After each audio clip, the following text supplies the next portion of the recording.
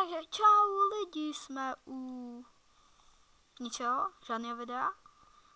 Je to z Minecraftu, tímto vážu na tento server. IP bude v popisku videa.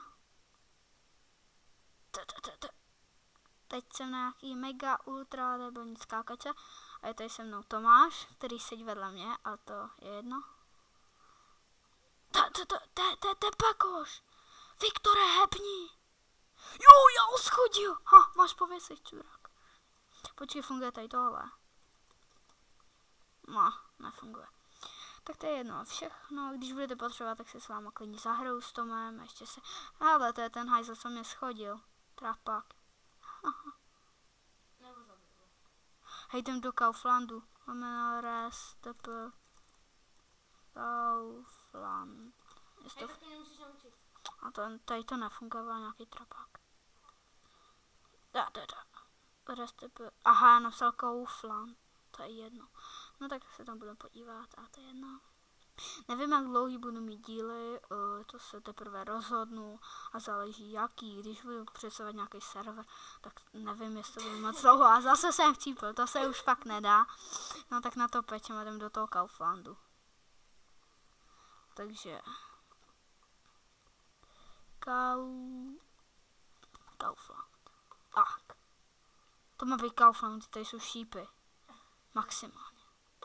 Tak bude pluk, ne? No, čemu mi bude luk asi. Jsem v Kauflandu, ale se tady koupí. A jak se mám jako dostat dovnitř? Asi si půjdu postavit dům. A potřebuji dřevěnou sekírku, abych si dal resku. Tam jsou nějaký cikáni, jdeme zabít. A já vlastně tu se tam nedostanu, co? Tak nic, Kaufland je úplně na nic.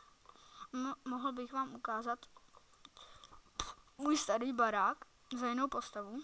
A jestli jste neviděli můj sexy skin, tak teď se můžete všimnout. Jsem nezadaný. Nekecám. A fakt, jsem nezadaný. No, nevím, jestli se na něj zapnu, Tome. A neříkej to, Roman by se nasral, kdyby věděl, jak se to jmenuje. A nekoukejte se hlavně na TV hovna, to je to nejhorší, na co můžete koukat. Prej, že Martyho smrt zavinila, videohra, takový keci. Prostě to neposlouchejte, to je blbost. Nekoukejte se třeba měsíc na televizi, běžte ven se psem. Tam to jsem koukal od nějakého Adam, jejich vlog, ten to tam říkal. Tak se můžete kouknout. Tak já se asi zapnu za to do nidla, tak chvilku počkejte.